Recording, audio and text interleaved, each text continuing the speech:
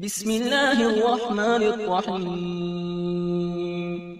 شروع اللہ کے نام سے جو بڑا مہربان نہایت رحم والا ہے۔ تعلیمات قرآن و اہل بیت کی تبلیغ و ترویج کے لیے ابو ابراہیم آغا علی روحانی کا ساتھ دیں۔ ہمارا یوٹیوب چینل خود بھی سبسکرائب کریں اور اپنے احباب کو بھی دعوت دیں۔ اعوذ باللہ من الشیطان الرجیم، بسم اللہ الرحمن الرحیم، الحمد للہ والصلاۃ والسلام علی اہلہ، اللہم صلی علی محمد وآل محمد وعجل فرجہم۔ محترم ناظرین و سامعین، السلام علیکم ورحمۃ اللہ وبرکاتہ۔ آج کی نئی ویڈیو کے ساتھ حاضر خدمت ہے، میں ہوں علی روحانی اور آپ دیکھ رہے ہیں ہمارا آفیشیل یوٹیوب چینل۔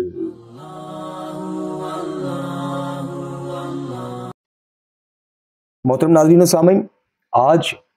ہماری ویڈیو کا، ہمارے درس کا جو موضوع گفتگو رہے گا، جو عنوان گفتگو رہے گا، وہ بندہ ناچیز کی آنے والی کتاب المکتب سے باب عقیدہ امامت کے کچھ اقتباسات آپ کی خدمت میں پیش کرنا ہے۔ ہم نے اس کتاب میں جہاں الحمدللہ کوشش کی کہ آپ کو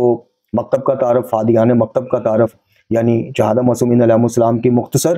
اور منتخب سیرت، وہ آپ کو اس کتاب میں پڑھنے کو ملے گی۔ جو منتخب اس لیے کہ وہ سیرت کے پہلو، وہ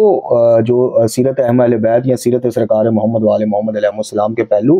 جو ہمیں اپنی مومنیت کو ریویو کرنے کی دعوت دیتے ہیں کہ ہم خام خیالی میں خود ساختہ جو ہم اپنے آپ میں مومن بنے ہوئے ہیں، اور ادھر جو ائمہ طہار علیہ السلام کی سیرت سے ہمیں دعوتیں ملتی ہیں، جو ائمہ طہار کا تیار کردہ ایک مومن ہے، یعنی اس سیرت کو پڑھ کے انشاءاللہ آپ کو صرف قصے کہانی اور لکڑہارے اور یہ اور معجزات اور کرامات، یہ نہیں، صرف آپ کو یہ نہیں بلکہ عمل کی طرف ابھارتی وہ تحریر ملے گی۔ اسی میں مکتب، عادیان مکتب کا تعارف، باب العقائد، باب العقائد میں پھر باب القرآن، پھر اس کے بعد بدعات اور خرافات، اور پھر متفرقات کے نام سے ایک بالکل آخر میں آپ کو ایک باب ملے گا جس میں چند مختصر عقائد کا ذکر کیا گیا۔ تو عقیدہ امامت کی بابت اس میں آپ کو تفصیلی انشاءاللہ باب ملے گا کہ عقیدہ امامت ہے کیا، اس پہ جو اعتراضات اٹھتے ہیں ان کا علمی اور تحقیقی جائزہ، پھر قرآن و اہل بیت علیہ السلام کی تعلیمات کی روشنی میں ان اعتراضات کا جواب، جن میں سے کچھ ابھی آپ کی خدمت میں پیش کریں گے۔ پھر برادران اسلامیہ سے گزارش اور پیروکاران امامت سے گزارش ہم نے کی ہے اس بابت، وہ بھی انشاءاللہ آج بھی آپ کو بتائیں گے، مفصل آپ کو کتاب المکتب میں ملے گا۔ تو میری آپ سے التماس ہے کہ اس کتاب کو جب آپ پڑھیں تو قرآن اور مستند اور متواتر احادیث معصومین علیہ السلام کو پاس رکھ کر پڑھیں یا ان کی روشنی میں پڑھیں، اور اس کتاب کی بابت جو بھی اعتراض آپ کو اٹھے تو بجائے آپ خود ساختہ مومنیت کے رنگ میں رنگ کر اس پہ فتویٰ دیں، آپ قرآن و حدیث سے واضح کیجئے گا کہ ہم نے اس المکتب میں جو مکتب پیش کیا ہے اس میں کون سی چیز ہے جو متضاد قرآن اور فرامین محمد وآل محمد علیہ السلام کے خلاف ہے۔ تو بارکیف چلتے ہیں، آپ کی خدمت میں یہ کچھ اقتباسات پیش کرتے ہیں اور آپ کو بتاتے ہیں کہ عقیدہ امامت اصل میں دو انتہاؤں کے درمیان والی بات ہے، یعنی غالی اور ملنگی اور شیخی حضرات جس طرح سے امامت کو لیتے ہیں، امام کو لیتے ہیں، ان کے جو فرائض منصبی میں چیزیں شامل ہیں ان کو لیتے نہیں، اور جو چیزوں کا کبھی انہوں نے دعویٰ ہی نہیں کیا، مطلب کسی امام نے یہ دعویٰ کیا ہے کہ امام وقت جو ہے رازق ہوتا ہے یا تقسیم کار ہوتا ہے یا منتیں مرادیں پوری کرنے والا ہوتا ہے، قاضی الحاجات ہوتا ہے، حاجت روا، کسی امام نے دعویٰ نہیں کیا، اور وہ یہ چیزیں لے لیں۔ اور جو انہوں نے دعوے کیے کہ آؤ ہم سے ہدایت لو، آؤ ہم سے معرفت الہی لو، آؤ ہم سے معرفت قرآن لو، آؤ ہم سے دین سیکھو، آؤ ہم سے ہماری معرفت لو کہ آل محمد علیہ السلام کا مقام و مرتبہ اور فضیلتیں کتنی ہیں، کہاں تک ہیں، یہ جو ہمارے ذہن میں ایک چیز بٹھا دی گئی کہ ان کے فضائل کی حد ہی کوئی نہیں۔ یاد رکھیے گا یہ بڑا خطرناک کھیل ہے جو ہم نے کھیلا ہے گزشتہ 40-50 سالوں سے ممبر سے، کہ جو بھی ان کے فضائل میں شک کرے وہ تو بالکل اس سے باہر چلا گیا، شیعت سے ہی باہر چلا گیا، مقصر ٹھہرا۔ اور فضائل کی بابت جو روایت آپ کو گھڑی ہوئی، ضعیف یا کوئی بھی روایت آپ کو بتائی جائے، آپ نے اس کو قبول کرنا ہے۔ تو کیا ایسا دعویٰ کوئی آل محمد علیہ السلام میں سے بھی کسی نے کیا؟ یعنی انہوں نے کہا کہ ہمارے فضائل جہاں سے جیسے بھی ملیں بس تم نے انکار نہیں کرنا، لے لینا ہے، یا ادھر معاملہ کچھ ہو رہا ہے؟ تو انشاءاللہ اس کتاب میں بھی آپ کو یہ پڑھنے کو سارا ڈیٹیل کے ساتھ ملے گا، اور آج کے درس میں بھی کوشش کریں گے کہ مختلف کچھ چیزیں چھوڑ دیں گے، کچھ چیزیں آپ کی خدمت میں پہنچائیں گے تاکہ آپ کو تھوڑی سی شناسائی ہو جائے کہ انشاءاللہ المکتب میں عقیدہ امامت کا دفاع جو ہے وہ کس انداز سے کیا گیا ہے۔ اور جو دو انتہاؤں کی ہم بات کر رہے ہیں تو آپ اس کو فی زمانہ اگر آپ اس کو کنکلوڈ کرنا چاہیں تو ایک طرف جناب انجینئر مرزا صاحب سرکار جو ہیں اور ان کے استاد بزرگوار مولانا اسحاق مدنی صاحب جو اعتراضات اٹھاتے رہے اور جو اب انجینئر صاحب اٹھاتے ہیں، اور ایک طرف امامت کو لے کے جو فتنہ اثر یاری دجالی ہے اس کو آپ یہ دو انتہایں سمجھ لیں. عقیدہ امامت جو اصل ہے وہ اسی کے درمیان سے گزرتا ہے. نہ تو ساری بات امامت منصوص من اللہ یا ان کی عصمت اور محفوظیت کے معصومیت کے حوالے سے مرزا صاحب والی سرکار کی، تو نہ یہ فتنہ اثر والی. ان دو انتہاؤں کے درمیان، یعنی ادھر بالکل انکار ہے سرے سے مرزا کے ہاں، یا اسحاق مدنی صاحب مرحوم ہو چکے ہیں، محب اہل بیت، اس میں کوئی شک نہیں، لیکن عقیدہ امامت کو زیادہ انہوں نے لگتا ہے پڑھا ہی نہیں تھا.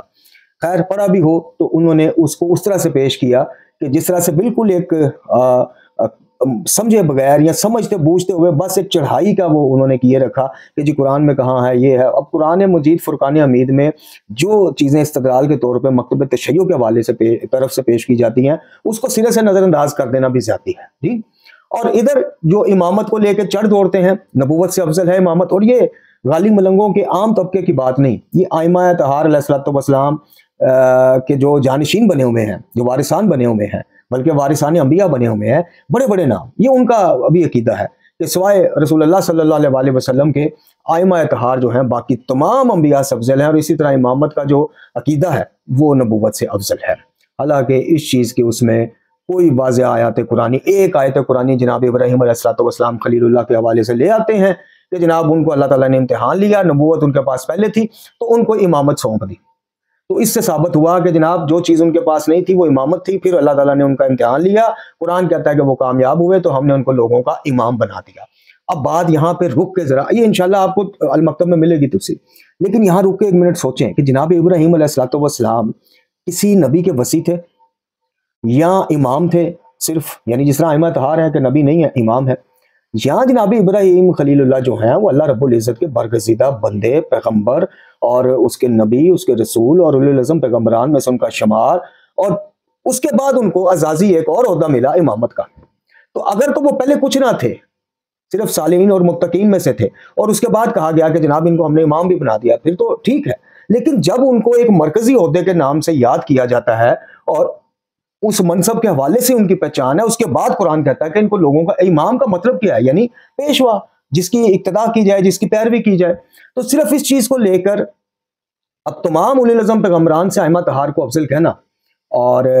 نہ سمجھنے والے کو مقصر کہنا، یعنی جو سمجھتے ہیں، مطلب اس بابت تین آپ کو گروہ ملیں گے، جن میں سے جو نمبر 1 والا گروہ ہے وہ اکثریت میں ہے، یعنی وہ گروہ جو خود ائمہ اطہار علیہ الصلوۃ والسلام کو بلا شرکت غیر بعد از نبی خدا صلی اللہ علیہ وسلم تمام انبیاء سے افضل مانتا ہے. یہ پوری دنیا میں اکثریت میں ہے گروہ. دوسرا گروہ وہ ہے کہ جو اولی العزم پیغمبران کے علاوہ باقی انبیاء سے افضل مانتا ہے، وہ کہتا ہے جی اولی العزم پیغمبران سے ائمہ اطہار افضل نہیں ہیں، باقی انبیاء سے ہیں. اور تیسرا گروہ جو ہے وہ یہ ہے کہ جناب نبوت بہرحال امامت سے اوپر والا منصب ہے، اور کبھی کسی ائمہ میں سے کسی نے یہ دعویٰ ہی نہیں کیا کہ ہم تمام انبیاء سے بھی افضل ہیں، اور کچھ روایتیں ہیں ان کے اوپر بڑی جرح ہوتی ہے ضعیف ہونے پہ اور یہ وہ. تو یہ 3 گروہ ہیں.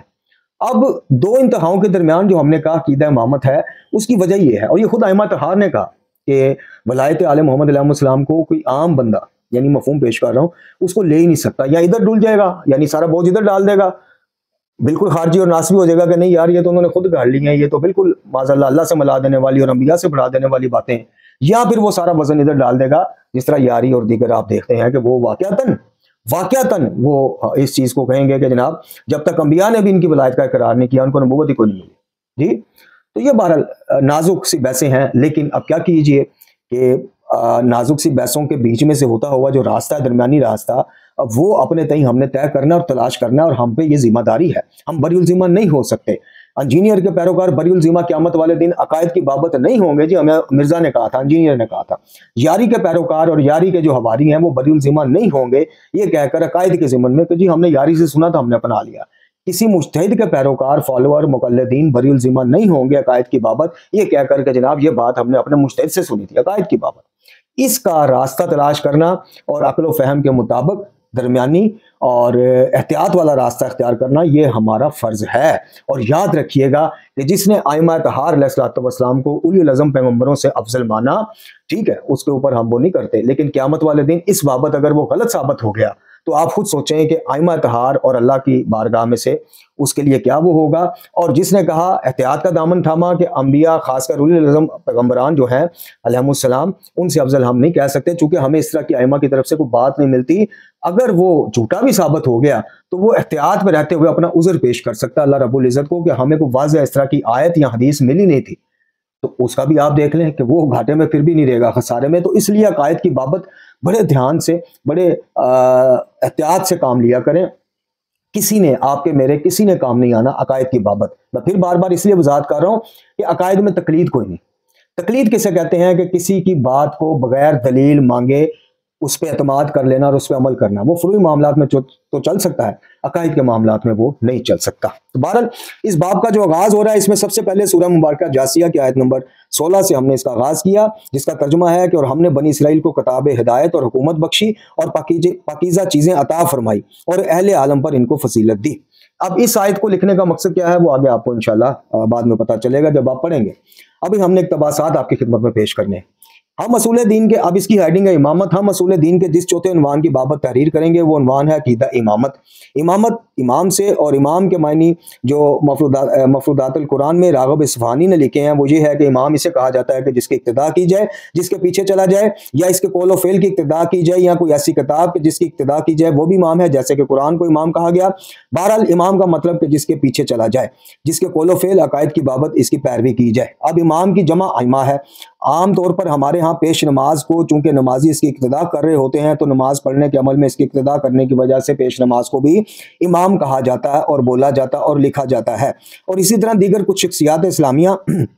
میں جن کی فقہ کے مطابق اقتداء کی جاتی ہے، یعنی جن کی فقہ مرتب کی ہوئی فقہ کی لوگ پیروی کرتے ہیں، ان کو بھی امام کہا جاتا ہے۔ جیسے ائمہ اربعہ ہیں، یعنی امام ابو حنیفہ، امام حنبل، امام شافعی اور امام مالک، اور دیگر کچھ ائمہ فقہ ہیں، ائمہ حدیث ہیں، اور دیگر بھی اس میں شامل ہو جاتے ہیں۔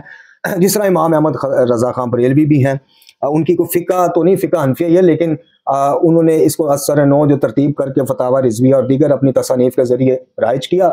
تو اب آپ اکثریت دیکھ لیں برصغیر پاک و ہند میں ان کی مقتدیوں کی ہے۔ تو بہرحال اچھا جی، شیعہ اثنا عشریہ کے نزدیک امامت منصوص من اللہ ہے، ایک منصب ہے، یعنی وہ شخصیات جن کی بعد از نبی خدا صلی اللہ علیہ وآلہ وسلم دین لینے، دین سیکھنے اور باقی معاملات میں اقتداء کی جائے گی، جن سے دینی معاملات سیکھے جائیں گے، جن سے دین کی تشریعات اور توضیحات لی جائیں گی، وہ ان ہستیوں کو ہم خود سے طے یا منتخب نہیں کر سکتے۔ اس کا انتخاب بھی اللہ رب العزت نے کیا اور اپنے نبی صلی اللہ علیہ وآلہ وسلم کے ذریعے امت تک اطلاع پہنچائی کہ میرے بعد وارثان دین کون ہوں گے، یا دین کن سے دینا ہے یا سیکھنا ہے۔ یہ مکتب تشیع کا، شیعہ اثنا عشریہ کا عقیدہ ہے۔ اچھا جی،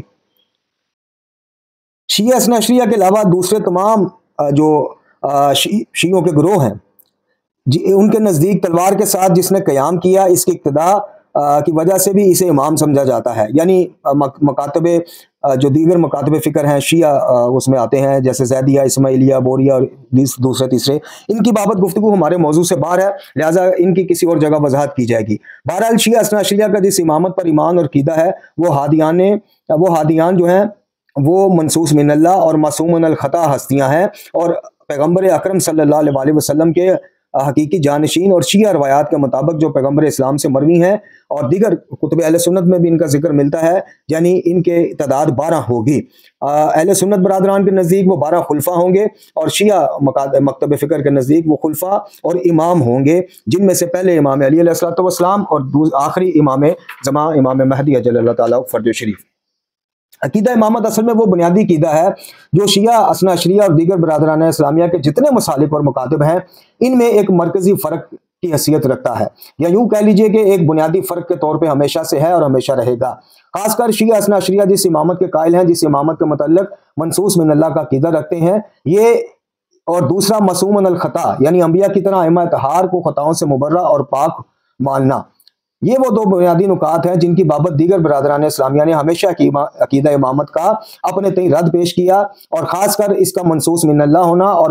ائمہ کا معصوم من الخطا ہونا، اس کی بابت ہمیشہ مکتب تشیع کے اوپر ایک علمی چڑھائی کو جاری رکھا۔ اور یہ اور بات ہے، یا اور بحث ہے کہ دیگر برادران اسلامیہ نے کبھی بھی آل محمد علیہ السلام میں سے برگزیدہ شخصیات جیسا کہ امام زین العابدین، امام باقر علیہ السلام، امام جعفر صادق علیہ السلام اور اسی طرح آخری امام تک، تمام کو اپنے اپنے دور کا سب سے بڑا عالم بھی مانا ہے۔ بلکہ بات یہاں رکتی بھی نہیں، بات اس سے قدم اور آگے چلی جاتی ہے کہ دیگر برادران اسلامیہ کے جتنے بھی فقہ ہیں اور ان کے فقہ کے جتنے بھی بانی ہیں، جیسے امام ابو حنیفہ ہیں، امام احمد بن حنبل ہیں، امام شافعی، امام مالک ہیں، یہ حضرات بالواسطہ یا بلا واسطہ ائمہ اہل بیت علیہ السلام سے قصب فیض کرنے میں فخر محسوس کرتے رہے، قصب فیض کرتے رہے اور اس پہ فخر محسوس کرتے رہے، اور ان کی شاگرد یا ان کے شاگردوں کے شاگرد ہونے پر بھی فخر کا اظہار کیا، جیسا کہ جناب نعمان بن ثابت یعنی امام ابو حنیفہ کے نام سے جو مشہور ہیں، ان کا ایک قول شیعہ سنی کتب میں آپ کو مل جائے گا کہ زندگی کے وہ 2 سال جو میں نے مکتب جعفر صادق علیہ السلام میں لگائے، اگر وہ 2 سال میری زندگی سے نکال لیے جائیں تو میری زندگی ضائع۔ یہ خود امام ابو حنیفہ کا قول ہے۔ اب جو معاملہ یا بنیادی نقطہ بنتا ہے وہ یہ بنتا ہے کہ شیعہ اثنا عشریہ جس طرح امامت کے قائل ہیں، اس طرح سے دیگر برادران اسلامیہ میں کوئی بھی قائل نہیں۔ زیادہ سے زیادہ جو کابرین کے قول و نظریات ائمہ اہل بیت علیہم السلام کی بابت ملتے ہیں وہ یہ کہ یہ حضرات بلا شبہ اپنے دور کے سب سے بڑے عالم تھے، اعلی رسول ہیں، اور تیسرا کچھ محدود تعداد برادران اسلامیہ میں اکابرین کی ایسی بھی ہے جنہوں نے معصوم عن الخطا ہونے کی تو نہیں مگر محفوظ عن الخطا ہونے کی تصدیق بھی کی کہ یہ ہستیاں معصوم عن الخطا تو نہیں لیکن محفوظ عن الخطا ضرور ہیں۔ اور یہ لفظی ہیر پھیر ہے۔ یہ شاہ اسماعیل شہید جو غیر مقلد برادرین کے کابرین میں سے ہیں، انہوں نے منصب امامت نامی کتاب لکھی ہے، اس میں انہوں نے عام امت کے اولیاء کو بھی محفوظ عن الخطا قرار دیا ہے۔ عام امت کے یعنی عام اولیاء بزرگان جو ہیں ان کو بھی کہا کہ جناب یہ محفوظ عن الخطا ہو سکتے ہیں، کیوں نہیں ہو سکتے؟ اور خود شاہ اسماعیل شہید نے اس بابت اقرار کیا کہ یہ لفظی ہیر پھیر ہے، یہ لفظی نزاع ہے، یعنی محفوظ ہونا یا معصوم ہونا۔ خیر، یہ معصومیت جبری ہے یا اختیاری؟ تو واضح طور پر یہ اختیاری معصومیت ہے، یعنی اللہ رب العزت نے ویسے تو دنیا میں ہر آنے والے بچے کو ہی معصوم بنا کر بھیجتا ہے، یعنی جب بچہ دنیا میں آتا ہے تو معصوم ہوتا ہے، کوئی بندہ یہ نہیں کہہ سکتا گناہ گار ہے۔ لیکن آل محمد علیہ السلام میں سے جن شخصیات کے بارے میں دعویٰ عصمت کیا جاتا ہے، ان کی کچھ خصوصیات ہیں، کچھ خصائص ہیں، کچھ فضائل ہیں جو کہ عام امت کے بچوں یا عام لوگوں سے ہٹ کر ہوتی ہیں۔ بہرحال عقیدہ امامت کی اس مختصر تشریح کے بعد ہم اس کے بارے میں تفصیل سے بات کرنا چاہیں گے۔ جیسا کہ عرض کیا کہ یہ وہ بنیادی عقیدہ ہے جو شیعہ اور تمام دیگر مسالک کے راستے ایک پوائنٹ پہ آ کے، ایک چوک پہ آ کے، ایک نقطے پہ آ کے جدا کر دیتا ہے۔ یہ عقیدہ امامت ہی وہ عقیدہ ہے کہ جس کی بابت تاریخ میں متقدمین ہوں یا متاخرین ہوں، انہوں نے اس عقیدے کے اس بات کے لیے سینکڑوں کتب لکھی اور سینکڑوں اور ہزاروں دلائل قرآن و حدیث کی روشنی میں پیش کیے، لیکن اعتراض کرنے والے آج تک اس عقیدہ پر اعتراض کرتے آئے ہیں۔ دور جدید میں اس حوالے سے ایک نقطہ اور اٹھایا گیا جو پرانا نقطہ ہے، لیکن اس کی مثال ایسے ہے کہ جیسے پرانا سامان نئی پیکنگ میں پیک کر کے عوام تک دوبارہ سے پہنچایا جا رہا ہے۔ جن کے سرخیلوں میں آج کل کے ایک مشہور یوٹیوبر اسکالر انجینئر محمد علی مرزا کا بہت بڑا ہاتھ ہے، یعنی لوگوں کے ذہن میں یہ بات ڈالنے میں انجینئر صاحب کا بہت بڑا ہاتھ ہے کہ جناب یہ عقیدہ امامت کو اگر منصوص من اللہ شیعہ کہتے ہیں، اس کو مان لیا جائے تو معاذ اللہ یہ عقیدہ ختم نبوت کی مخالفت میں چیز چلی جاتی ہے۔ ایسا ہرگز نہیں ہے، بالکل نہیں ہے۔ یہ بالکل انجینئر صاحب کی معذرت کے ساتھ لا علمی اور جہالت ہے۔ یہ پڑھے بغیر کہ منصوص من اللہ یا کسی کو معصوم مان لینے سے عقیدہ ختم نبوت کی کس طرح مخالفت ہو سکتی ہے؟ کیا جناب مریم سلام اللہ علیہ معصومہ نہیں تھی؟ تو کیا وہ نبی تھی؟ یا فرشتے معصوم نہیں ہیں تو سارے فرشتے انبیاء ہیں؟ بہرحال اس میں مزید آپ کو اس کتاب میں انشاءاللہ مل جائے گی۔ اسی طرح فیصل آباد کے ایک مرحوم اور محب اہل بیت مفتی جناب مولانا محمد اسحاق مدنی اور ان کے کچھ شاگردان کی طرف سے اس نقطہ کو بڑے زور و شور سے اٹھایا جا رہا ہے کہ عقیدہ امامت کو منصوص من اللہ ماننا یا ائمہ کو معصوم عن الخطا ماننا خدا نخواستہ عقیدہ ختم نبوت کے منافی ہے۔ حالانکہ ایک عقل مند ایک ذی شعور اس چیز پر تحقیق کرنے بیٹھے کہ عقیدہ امامت کی اصل کیا ہے، امامت کی وجوہات کیا ہیں اور کس بنیاد پر کہا جاتا ہے کہ ائمہ کا انتخاب خود اللہ رب العزت کرتا ہے، تو اگر رسول اللہ صلی اللہ علیہ وسلم کی ذات مبارک سے اس چیز کو دیکھا جائے، پرکھا جائے تو بات ہی واضح ہو جاتی ہے۔ یعنی عقیدہ ختم نبوت کے تو تب منافی ہے، معاذ اللہ ثم معاذ اللہ، کہ اگر ہم نے مرزا قادیانی دجال کی طرح ان کو بھی خود سے ہی ایک وہ سٹیٹس دے دیا ہو، اور اگر بات ختم ہی رسول اللہ صلی اللہ علیہ وسلم پہ ہوتی ہے جا کے، اور ادھر سے جائیں تو وہاں ختم ہوتی ہے، اور وہاں سے آئیں تو وہاں سے شروع ہوتی ہے، یعنی خود تعارف کروا رہے ہیں سرکار ختمی مرتبہ صلی اللہ علیہ وسلم۔ کیا جناب اسنان کریمین کے بارے میں اہل سنت کی کتب میں یہ حدیث نہیں ہے کہ یہ دونوں شہزادے امام ہیں، چاہے بیٹھے ہوں، چاہے کھڑے ہوں، چاہے قیام کریں، چاہے حالت امن میں ہوں؟ جناب مولا مرتضیٰ کے حوالے سے ائمہ رسول اللہ صلی اللہ علیہ وسلم کی متواتر اور مستند احادیث مکتب اہل سنت میں نہیں ہے۔ تو اس کو اس طرح سے لے لینا کہ جس طرح قادیانی دجال کی طرح شیعوں نے بھی ان کو خود ہی گھڑ لیا، خود ہی بنا لیا، خود ہی وہ کر لیا، زیادتی ہے، بہت بڑی زیادتی ہے۔ اور خاص کر انجینئر صاحب جیسے وہ سکالر کے جو اپنے آپ کو مجدد دوران کہتے ہیں اور جو کہتے ہیں کہ مجھے اللہ نے، اچھا انجینئر صاحب یہ دعویٰ کریں کہ مجھے اللہ نے مولویوں پہ چھوڑا، مجھے اللہ نے اصلاح امت کا کام دیا، وہ ٹھیک ہے، اس میں کوئی عقیدہ ختم نبوت کے خلاف معاذ اللہ بات کوئی نہیں جی۔ اور شیعہ کہیں کہ یہ ہمارے ائمہ کا انتخاب اللہ نے کیا، تو وہ غلط بھی ہے، وہ باطل بھی ہے۔ انجینئر صاحب کا دعویٰ درست، یعنی ایک شخص اپنے کمرے میں بیٹھا بیٹھا امام بن گیا، لوگ اس کو امام کا درجہ دیتے ہیں، مجدد کا درجہ، وہ ٹھیک ہے، اور جب اسے پوچھو تو وہ کہتا ہے جی کہ میں کسی اس میں نہیں پڑا، یہ کام مجھے اللہ نے سونپا، اللہ نے میرا انتخاب کیا ہوا تھا اور وقت آنے پہ اللہ نے مجھے ان مولویوں کے اوپر چھوڑ دیا. یہ ان کے الفاظ ہیں، میرے نہیں. وہ ٹھیک ہے اپنے بارے میں سرکار کی یہ قیاس رائیاں، یہ ٹامک ٹوئیاں، یہ کلا بازیاں، وہ ٹھیک ہے. لیکن ادھر اگر ہم کہیں کہ یہ وہ ہستیاں ہیں، اچھا بھئی یہ دعویٰ ہے نا شیعوں کا، یہ دعویٰ ہے کہ ائمہ طہار علیہ الصلوۃ والسلام سے بڑا عالم کوئی نہیں، یعنی ہر امام اپنے وقت کا سب سے بڑا عالم ہوتا ہے، سب سے بڑا مجتہد ہوتا ہے، محدث ہوتا ہے، محقق ہوتا ہے. یہ دعویٰ ہے نا، اس کا رد دے دیں آپ ثابت کر دیں کہ جناب نہیں یہ امام باقر علیہ السلام کا دور تھا اور امام سے بڑے عالم یہ تھے، تو بات ختم ہو جائے گی. اب منصوص من اللہ اس طرح سے اگر آپ لیں گے جس طرح سے مرزا صاحب آپ کو جس ٹریک پہ لے کے جاتے ہیں، تو پھر تو واقعی آپ کو لگے گا کہ یہ تو عقیدہ ختم نبوت کے خلاف ہے. بھائی یہ تو انہوں نے جس طرح انبیاء کا وہ انتخاب اللہ کرتا ہے یا وہی اسٹیٹس، وہی درجہ، وہی منصب دے دیا، تو یہ تو پھر آپ کو ایسے لگے گا. اور ادھر اگر آپ غالیوں کی طرف چلے جائیں، جو روایات اور جو معراج کی روایات اور ائمہ طہار کے اس کے حوالے سے، تو بھی آپ کو یہی لگے گا. بات ایسی تھی، صرف انجینئر صاحب نہیں، ادھر یاری یا اس طرح کے اور دیگر آپ اکثریت میں جو ہے ان کے زبان سے امامت سنیں گے، عقیدہ امامت، تو آپ کو یہی لگے گا کہ یار یہ تو بالکل صرف لفظی فرق رہ گیا نبوت اور امامت کا، باقی تو انہوں نے کچھ چھوڑا کوئی نہیں شیعوں نے. اور اگر آپ درمیانی راہ پہ چلیں گے، خود ائمہ سے پوچھیں گے کہ امام کیا ہوتا ہے، امامت کیا ہوتی، تعلیمات پڑھیں گے، انشاءاللہ آپ کو سمجھ آ جائے گی بات کی. بہرحال اس پر تحقیق کریں، غور کریں، تعلیمات معصومین کو خود پڑھیں تو صاف واضح ہو جائے گا کہ عقیدہ امامت عقیدہ ختم نبوت کے معاذ اللہ منافی نہیں ہے، یا عقیدہ ختم نبوت کے اوپر معاذ اللہ کو ڈاکہ نہیں ہے، بلکہ عقیدہ ختم نبوت کی محافظت کا نام ہی امامت ہے. یعنی نبی خدا کے بعد معتبر اور مقدس شخصیات کو نبی یا رسول کی جگہ امام مانا جاتا ہے، جانشین رسول مانا جاتا ہے،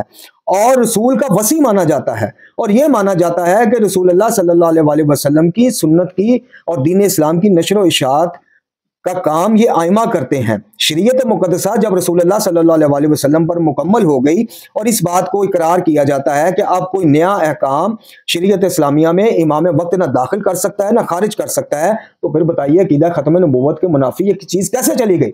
ادھر تو وہ جو قادیانی دجالوں نے جو کام ڈالا ہے وہ ان کی کتب پڑھیں، وہ تو اس کو اہل بیت علیہ السلام سید الشہداء سے افضل اس کو مانتے ہیں. خود رسول اللہ صلی اللہ علیہ وسلم سے کمپیریزن کرتے ہیں اور کہتے ہیں کہ قرآن میں معاذ اللہ ثم معاذ اللہ، قرآن میں جہاں جہاں لفظ احمد یا محمد صلی اللہ علیہ وسلم کا وہ ہوا ہے وہ اس ہمارے مرزے کے بارے میں ہوگا معاذ اللہ. شیعوں کو بتائیں کہ کسی ایک نے بھی کہا ہو اس طرح کی بات؟ ان کو تابع نبی مانا ہے، اور تابع نبی ہیں آل محمد علیہ السلام، رسول اللہ صلی اللہ علیہ وسلم کی مرکزی ذات ہے، ان کے تابع ہیں یہ سارے سلسلے. تو یہ عقیدہ ختم نبوت کے معاذ اللہ خلاف کیسے ہو گیا جی؟ بہرحال اچھا جی، یعنی ائمہ اہل بیت اسی شریعت مقدسہ کی حفاظت، اسی شریعت مقدسہ کی نشر و اشاعت اور اسی شریعت کے تشریحات اور توضیحات پر اور اس کی حفاظت پر مامور ہے. یعنی ان کے فرائض منصبی میں یہ چیزیں شامل ہیں کہ بعد از نبی خدا صلی اللہ علیہ وسلم لوگوں کو تک دین پہنچانا، ان کو دین سکھانا، شریعت خالص شریعت کا یعنی شریعت ناب کا بتانا، بدعات سے اس کی حفاظت کرنا، سنت کی ترویج کرنا، یہ سارے کام فرائض منصبی میں شامل ہیں. امام اس بات پر مامور ہے کہ اگر شریعت میں کوئی بدعت سنت کے نام پر بدعت داخل کرنے کی کوشش کرے تو فوراً امام اٹھے اور اپنے علم کا اظہار کرے جو رسول اللہ تک ان تک پہنچائے اور عوام کو سنت اور بدعت میں واضح فرق بتائے. بہرحال اسی وجہ سے مسلمانوں کا وہ گروہ جس کو شیعہ علی کہا جاتا ہے وہ بعد از نبی خدا صلی اللہ علیہ وسلم اس چیز کے قائل ہیں کہ دینی احکامات ہوں یا سنت طریقے ہوں یا دعائیں ہوں یا سرکار کی دیگر طریقہ کار یا روز و شب کی جو وہ ساری چیزیں بعد از نبی خدا صلی اللہ علیہ وسلم ہم جس گھر سے یا جس در سے لیں گے وہ آل محمد کا گھر ہوگا اور انہی کا در ہوگا، یعنی جناب امام علی ابن ابی طالب، اور ان کے بعد یہ سلسلہ شروع ہوتا امام آخر الزمان تک پہنچتا ہے. اچھا جی، اس کے بعد پھر ہم نے ایک امام صادق علیہ السلام کا فرمان ہے کہ جو چیز یعنی جس چیز کی تصدیق اہل بیت کے گھرانے سے نہ ہو وہ چیز باطل ہے، وہ عقیدہ ہو یا وہ کوئی بھی چیز ہو. اس کے بعد امامت قرآن و حدیث کی نظر میں اس کے اوپر ایک باب ہے جی، کافی تفصیلی باب ہے اور اس پہ کافی تفصیلی گفتگو ہے 4 سے 5 صفات کی، لیکن ظاہر ہے کہ درس میں تو سارا نہیں پڑھا جا سکتا. میں نے شروع میں کہا کہ اقتباسات پیش کریں گے، یہ ابھی وہی جاری ہے عقیدہ امامت قرآن و حدیث کی نظر میں. اب برادران اسلامیہ سے کچھ گزارشات، مؤدبانہ گزارشات، اور اس کے بعد پیروکاران امامت یعنی شیعوں سے گزارشات، یہ سن کے ہم یہ آپ کی خدمت میں پیش کر کے ہم اختتام کرتے ہیں.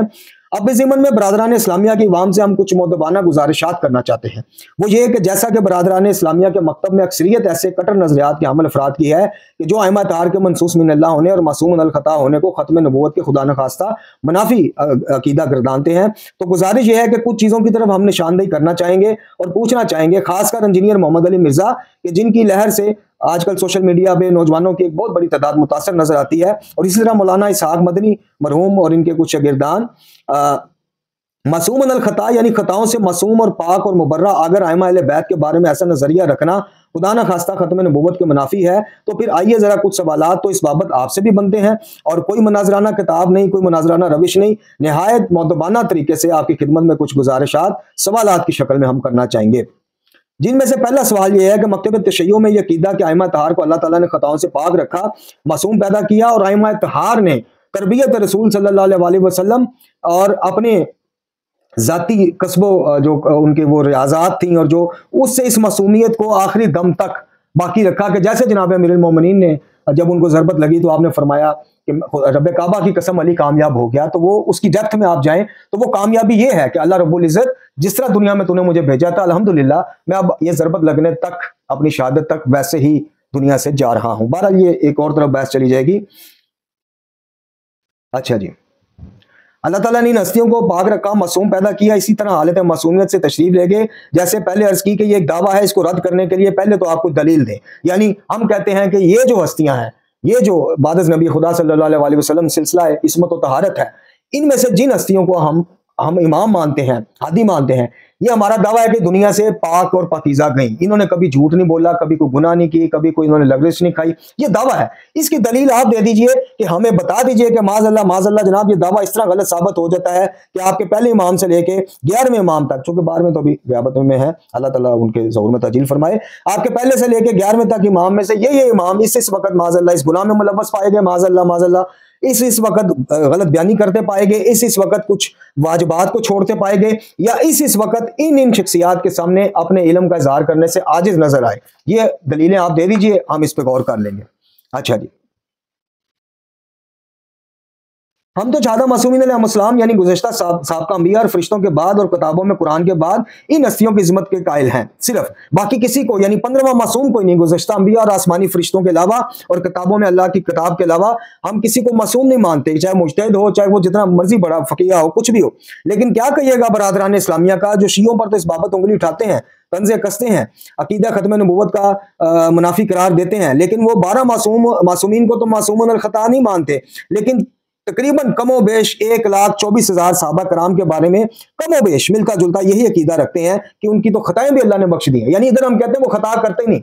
बरादरान कहते हैं कि ये जो जमात सहाबा कराम है रज़वानुल्लाह अलैहा, ये अगर खता कर भी दें तो इनको इस खता पर भी अजर मिलता है। तो जब उन्होंने यानी खता करके भी वो गुनाहगार नहीं हुए बरादरान के नजदीक, वो है ही नहीं गुनाहगार किसी भी उसमें, तो फिर ये अकीदा तो मिलता जुलता तो आप बरादरान ने भी रखा हुआ है। फिर इसी तरह आप आ जाएं सहाबा कराम, चले बड़ी जमात उनको आप छोड़ दें, उम्मत के जो औलिया हैं उनके बारे में बरादरान के यहाँ क्या अकीदा है, आप खुद सोचिए, आप खुद सवाल कीजिए। आप बताइए कि जो जिनको ये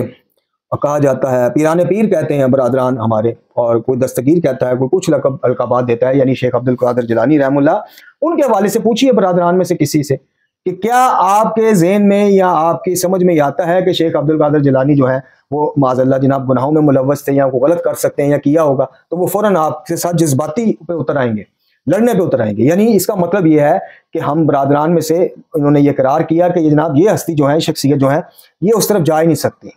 तो फिर सिर्फ लफ्जी करार आपने ना किया लेकिन मासूम तो मान लिया। फिर आप आ जाइए, आप दीगर औलिया कराम की बाबत आ जाइए, उनसे सवाल कीजिए, वो कहेंगे जी ये लग़ज़िश नहीं खा सकते, ये गुनाह नहीं कर सकते, इनको शैतान गुमराह नहीं कर सकता, ये गलत रास्ते पे नहीं जा सकते, तो कमो बेश वही चीजें आपने मंसूब कर दी,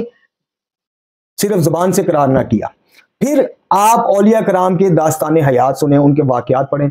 कोई मिराज पर जा रहे हैं, कोई कह रहे हैं कि जी मेरा झंडा क़यामत में माज़अल्लाह सुमा माज़अल्लाह रसूलुल्लाह के झंडे से बड़ा होगा। इस तरह के दावे तो मेरे जीजो किसी शिया के इमाम ने भी नहीं किए। किस इमाम ने यह कहा है कि क़यामत वाले दिन मेरा लिवा जो मेरा झंडा है वो रसूलुल्लाह से भी बुलंद होगा माज़अल्लाह, और बाद में उसकी तवीलें करते हैं कि जी इबादतुल वजूद के तहत कहा तो फलाना कहा। किस शिया इमाम ने यह कहा? अच्छा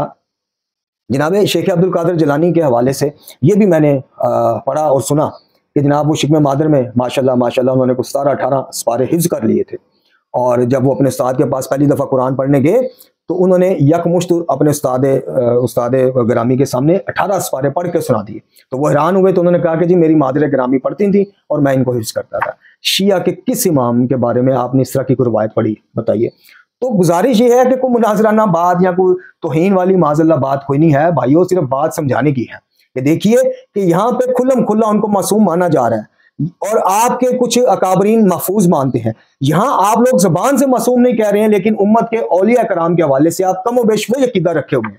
تو ان اولیاء کے بارے میں پھر آپ عقیدہ بھی یہ رکھیں کہ جناب فقیری اور ولایت ملتی نہیں جب تک مولا علی کی مہر نہ لگ جائے. تو پھر جن پہ مہر لگنی ہے اگر وہ ساری زندگی گناہوں سے بچ کے گزار سکتے ہیں، محفوظ یا معصوم رہ سکتے ہیں، تو جن کی مہر لگنی ہے یعنی جناب مولا علی، ان کی یا ان کی اولاد کے حوالے سے اس پہ اعتراض اٹھانے والی کوئی بات نہیں بنتی. اور نہ اس طرح کا عقیدہ رکھنا خدا نخواستہ عقیدہ ختم نبوت کے منافی ہے. اس طرح کی بحثوں میں اگر آپ پڑھیں گے تو میں کہتا ہوں کہ یہ تو صحابہ کرام یا اولیاء کرام کی تو بات ہی دور کی بات ہے. اکابرین اہل سنت میں سے ایسے واقعات کتابوں میں ان کی کرامتوں کے لکھے ہیں کہ آپ کہیں گے کہ ایسے واقعات تو خود آل محمد کے بارے میں شیعوں نے نہیں لکھے، جو اکابرین نے لکھے. مکتبہ دیوبند والے ہمارے بھائی ہیں، ان کے آپ پڑھ لیں ذرا ان کے اکابرین کے بارے سے جو انہوں نے لکھا ہے. قبروں سے آ کے لوگوں کی صلح کرا کے پھر وہ قبر میں چلے گئے. بتائیے کس شیعہ نے اس طرح کی روایت آپ کو بتائیے کہ ہمارے امام جناب قبر کھلتی ہے، باہر آتے ہیں، لوگوں کے درمیان صلح کراتے ہیں اور پھر قبر میں چلے جاتے ہیں؟ بتائیے. تو بات جتنی ہے، جو اختلاف جتنا ہے اتنا رکھیں. یعنی آپ نہیں اس کو تسلیم کرتے. میں نے شروع میں کیا کہا کہ بھائی یہ دو انتہاؤں کے درمیان والا عقیدہ ہے، نہ کیجیے. ائمہ کو آپ معصوم نہیں مانتے، نہ مانیے، اس سے آپ کی مسلمانیت کو کوئی فرق نہیں پڑتا. یعنی آپ کلمہ کو بھائی ہیں، آپ شہادتین کا اقرار کرتے ہیں، آپ ہمارے ائمہ کی ہی تعلیمات ہیں کہ آپ کے ساتھ آپ کے ذبیح حلال ہیں، آپ کے ساتھ رشتہ داریاں جائز ہیں، سب کچھ ہے ماشاءاللہ. آپ اس طرح کی بات نہیں تسلیم کرنے کو دل مانتا یا علم آپ کو اجازت نہیں دیتا، آپ نہ کیجیے. لیکن میرے بھائیوں، یہ یوٹیوبر سکالر انجینئر صاحب جو کمرے کے ماشاءاللہ سکالر ہیں، ان کی وجہ سے آپ کا یہ کہنا کہ یہ عقیدہ ختم نبوت کے یہ زیادتی ہے. کسی کے بارے میں رسول اللہ صلی اللہ علیہ وسلم کے حوالے سے اور ختم نبوت کے حوالے سے الحمدللہ مجھ حقیر سے کوئی بات کیجیے. میں آپ کو بتاتا ہوں کہ مکتبہ تشیع میں عقیدہ ختم نبوت کی کتنی اہمیت ہے. جو رسول اللہ صلی اللہ علیہ وسلم کے بعد کسی فرد کے لیے نبوت کا، رسالت کا، بشر نبی ہونے کا یا کسی بھی قسم کا اس طرح کا وہ رکھے، وہ فوراً دائرہ اسلام سے خارج، بدبخت ملعون ہے، دجال ہے، خنزیر ہے. وہ ہمارا یہ عقیدہ الحمدللہ ہمارے ائمہ سے پہنچا ہم تک، ایسی بات نہیں ہے. تو بات جتنا اختلاف ہے بھائی اتنا رکھیں، اس میں کوئی ایسی بات نہیں. آپ کو کسی نے مجبور نہیں کیا. کچھ ضعیف روایات کو لے کر آپ ادھر چڑھائی کریں اور ادھر سے کچھ آپ کی ضعیف روایات کو لے کے آپ پہ چڑھائی کر دیں، یہ موضوع بات نہیں ہے. لیکن یہ کہنا کہ یہ عقیدہ ختم نبوت کے منافی شیعوں نے گھڑ لیا ہے، یہ الزام ہے، یہ تہمت ہے. اس بابت پہلے شیعت کی کتابیں، شیعت کی پہچان ان کے امام ہیں، امام ائمہ کی تعلیمات ہیں. یہ ذاکر، یہ یاری، یہ دجالی، یہ نہیں ہے. شیعت کو سمجھنا ہے تو شیعت کے جو بانیان ہیں یعنی رسول اللہ صلی اللہ علیہ وسلم کے بعد جنہوں نے منہج نبوی صلی اللہ علیہ وسلم کی طرف لوگوں کی رہنمائی کی، ان رہنماؤں کی تعلیمات سے شیعت کو سمجھیے میرے بھائیوں. جیسے میں نے اگر مکتبہ اہل سنت، مکتبہ دیوبند اپنے بھائیوں کو سمجھنا ہے تو میں ان کے کابرین کے نظریات اور تعلیمات سے سمجھوں گا. میں کسی دیوبندی مولوی یا انتہا پسند مولوی کی باتوں میں آ کر دیوبند کے حوالے سے غلط فہمیاں نہیں پیدا کروں گا یا بریلوی بھائیوں کے بارے سے. بہرحال یہ کافی ایک لمبا پھر باب ہے جی، جو برادران اسلامیہ سے گزارشات ہیں. اس بابت کافی 3-4 صفحات پر مشتمل تحریر ہے ہماری. اس کے بابت اب ہم کچھ گزارشات امامت اور امام کے پیروکاران سے، ائمہ کے پیروکاران سے کرنا چاہیں گے کہ جن کا مقصد ان کے بھی ذہنوں میں چند ایسے عقائد جو راسخ کیے جا چکے ہیں یا کروائے جا چکے ہیں اور جن کا مکتبہ تشیع کی حقیقی تعلیمات سے کوئی واسطہ ہی نہیں، وہ چیزیں ان کے ذہن میں واضح ہو جائیں. سب سے پہلی گزارش ہم یہی کریں گے کہ جب جن ائمہ کو ہم منصوص من اللہ مانتے ہیں اور جن ائمہ کو ہم معصوم الخطا مانتے ہیں، کیا وجہ ہے کہ ان کے فرمودات اور ان کے طرز عمل کو ہم معصومیت کا درجہ نہیں دیتے؟ یعنی کس امام نے پہلے سرکار سے لے کر آخری سرکار تک یہ دعویٰ کیا ہے کہ امام کو منصوص من اللہ جو نہیں مانتا اور جو ہمیں ہماری شرف و بزرگی کا فضیلت کا قائل ہے، ہم سے دین بھی سیکھتا ہے. جناب ابو حنیفہ نے امام جعفر صادق علیہ السلام اور امام باقر علیہ السلام سے دین نہیں سیکھا، ان کے شاگرد نہیں رہے، لیکن ان کو امام منصوص من اللہ یا معصوم الخطا نہیں مانتے، تو کیا امام نے اپنے در سے ان کو اٹھا دیا؟ تو سب سے پہلا سوال یہ ہے کہ کس امام نے کہا ہے کہ جو ہماری بزرگی کا قائل ہو، ہماری عزت و احترام کا قائل ہو، ہم سے مسائل بھی پوچھتا ہو لیکن ہمیں معصوم عن الخطا یا منصوص من اللہ امام نہ مانتا ہو، وہ دین سے خارج اور وہ جہنمی ہے معاذ اللہ؟ کس امام نے کہا؟ تو آج ہم یاری یا اس طرح کے کرداروں کی وجہ سے اہل سنت کے اوپر چڑھائیاں یا ان کو دین سے خارج صرف اس بات کے، یاد رکھیے عقیدہ امامت مسلمات مذہب شیعہ میں سے ہے، مسلمات مذہب اسلام میں سے نہیں، اسلام میں سے نہیں ہے، یعنی مسلمان ہونے کے لیے امامت کو ماننا شرط نہیں ہے، کسی ایک کتاب پر، کسی ایک مجتہد کی کتاب میں مجھے دکھا دیں، نہیں ہے۔ تو پھر اس بنیاد کے اوپر آپ بھی انتہا پسند بنتے جا رہے ہیں، اور اس کی وجہ کیا ہے؟ یاری جیسے فتنے۔ وہ دیکھیں، وہ سر عام آپ لوگوں سے مدافع اہل بیت بن کر ڈالر مانگ رہا ہے، ڈالر مانگ رہا ہے،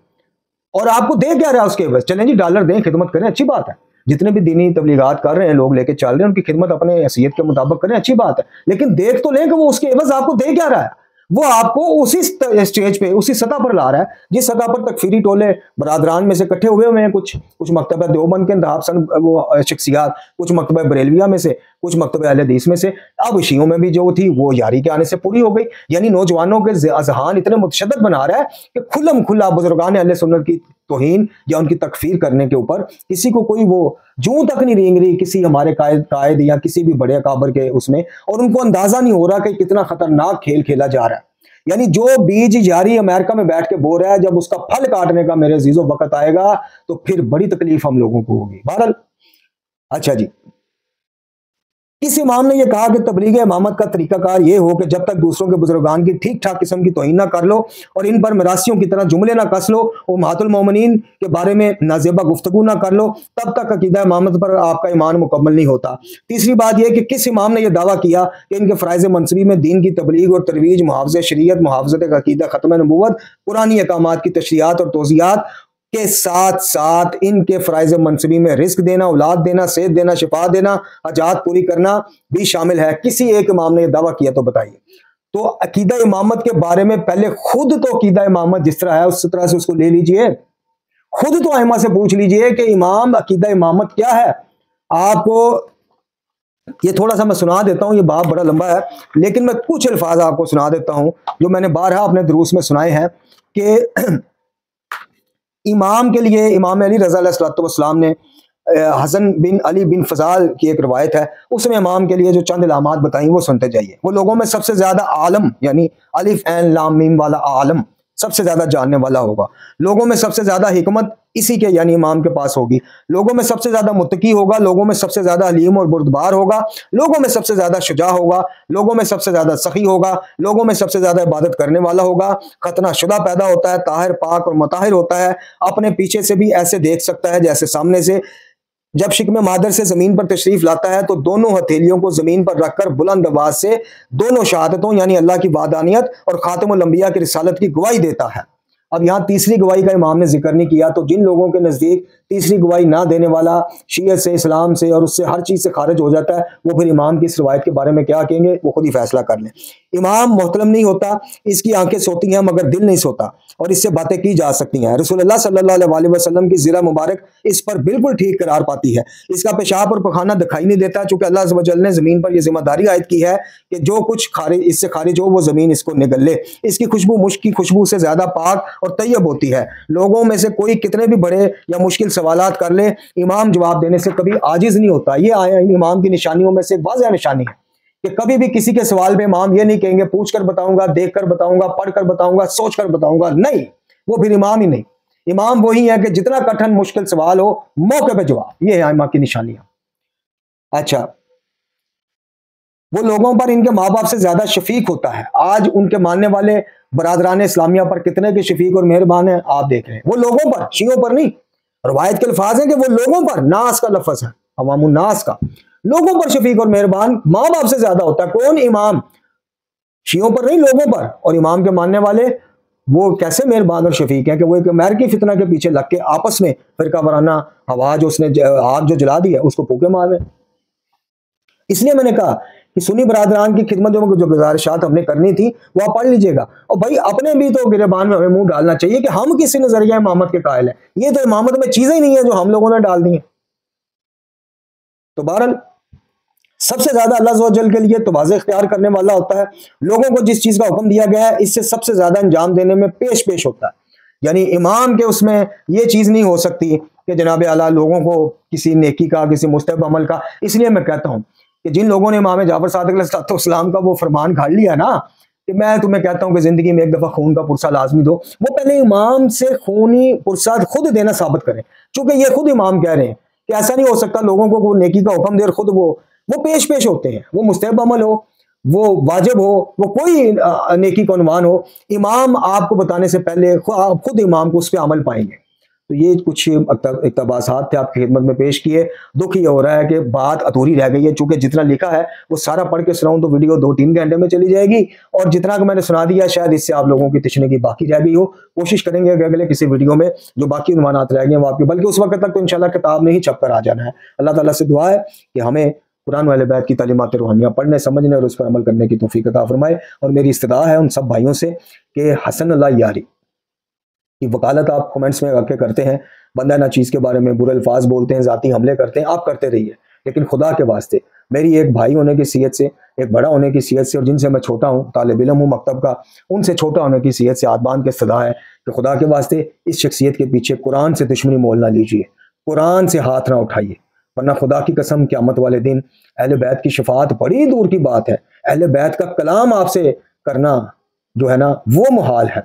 شفاعت تو بڑی دور کی بات ہے۔ اور قرآن کی دشمنی میں بغیر، جس طرح اہل بیت کی دشمنی میں آپ کروڑوں حج زکوٰۃ اور عمرے زیارات لے کے چلے جائیں اللہ کے پاس، لیکن دل میں بغض اہل بیت ہے، تو آپ وہ اپنے انشاءاللہ سارے ساز و سامان سمیت اللہ تعالیٰ آپ کو جہنم میں بھیجے گا۔ یہ واضح ہے حدیث نبوی صلی اللہ علیہ وسلم سے۔ ایسے یہ واضح ہے کہ آپ لاکھوں زواریاں لے لیں، لاکھوں عزاداریاں لے لیں، دل میں نقص قرآن کا بغض لے کے قیامت والے دن جائیں گے تو پھر ائمہ اہل بیت بھی عادل خدا کی عادل مخلوق ہے۔ ایسا نہیں ہو سکتا اللہ ان کے لیے اپنی عبادتیں ٹکرا دے تو وہ اپنی محبت دیکھ کے، اپنا وہ دیکھ کے کہ جی ہمارے فضائل بڑے اچھے پڑھتا تھا، تو وہ اللہ کی نافرمانیاں اور اللہ کی کتاب کی دشمنی کو نظر انداز کر کے آپ کی شفاعت کر دیں۔ ایسا ہو ہی نہیں سکتا۔ اہل بیت کو پھر تم لوگوں نے پڑھا ہی نہیں، سمجھا نہیں، جانا ہی نہیں۔ وآخر دعوانا الحمدللہ۔